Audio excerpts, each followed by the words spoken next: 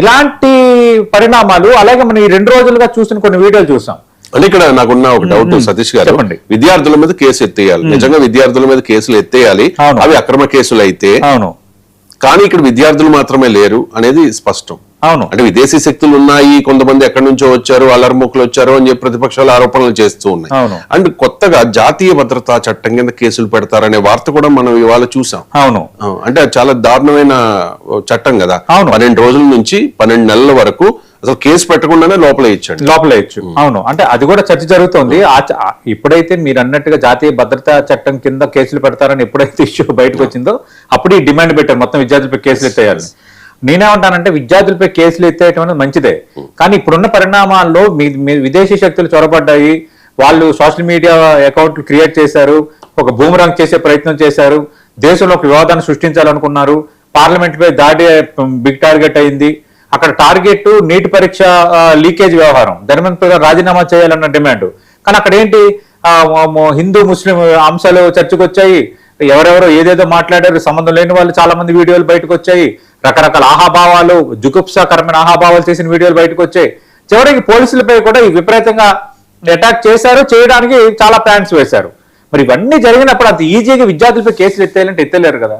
పోలీసులు కూడా ఇప్పుడు దర్యాప్తు చేస్తారు, దర్యాప్తు చేసి నిజంగా జెన్యూన్ గా దర్యాప్తు చేసి, అంటే నిజంగా జెన్యూన్ గా శాంతియుతంగా ఎవరైతే ర్యాలీ చేశారో, ప్రొవోకింగ్ గా కాకుండా స్వేచ్ఛాయుతంగా వాళ్ళు డిమాండ్లు చేశారో అలాంటి విద్యార్థులు మాత్రం కేసులు ఎత్తేయాలి. ఇక్కడ మొత్తం విద్యార్థులపై అయితే కేసులు ఎత్తేయకూడదు. ఇక్కడ విద్యార్థులని సీసీ ఫుటేజీలు అన్నీ ఉన్నాయి, పోలీసులు కూడా ప్రత్యక్ష సాక్షులు, 119 మంది పోలీసులు కూడా గాయపడ్డారు. ఇలాంటి పరిణామాల నేపథ్యంలో ఎవరైతే శాంతియుతంగా ప్రజాస్వామ్యుతంగా ర్యాలీ చేశారో వాళ్ళపై మాత్రం కేసులు ఎత్తేయచ్చు.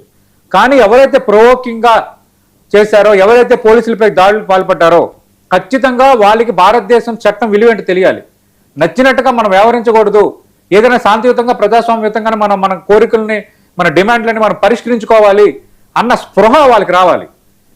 అందుకు ఖచ్చితంగా అలాంటి వాళ్ళపైన కేసులు పెట్టాల్సిందే. ప్రొవోకింగ్ ఎవరైతే చేశారో, మిగతా విదేశీ శక్తులు చేతులు కలిపారో దర్యాప్తులు అంత ఈజీగా పోలీసులు వదలరు కదా, వాళ్ళపై మాత్రం కేసులు కంటిన్యూ చేయాలి.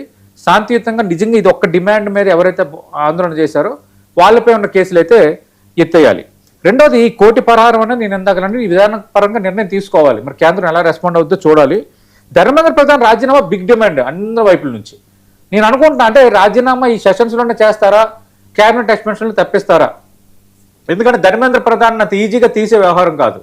చాలా సామాన్య కార్యకర్త నుంచి ఏబీపీ జాతీయ కార్యదర్శిగా, తర్వాత ఒడిశాలో భారతీయ జనతా పార్టీకి రాదు, బీజు జనతా దళ్ హోరు అప్రతిహాతంగా కొనసాగుతున్న పరిస్థితుల్లో అటు కాంగ్రెస్ వీక్ అయిపోయిన తర్వాత బీజేడీని ఎట్లా కొట్టాలంటే నవీన్ పట్నాయక్ వరుస గెలుస్తూనే ఉన్నారు.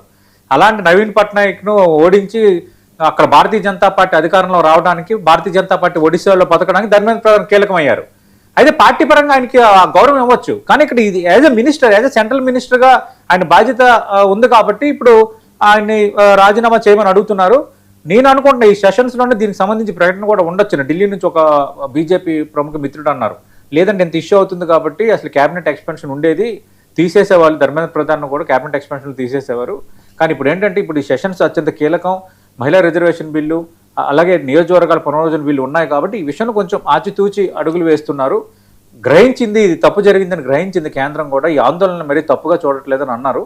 నాకు తెలిసి ఈ తరహా నిర్ణయాలు రాబోతున్న 10 రోజులు చూడొచ్చు మనం. రైట్. సిజేపీ ఆందోళన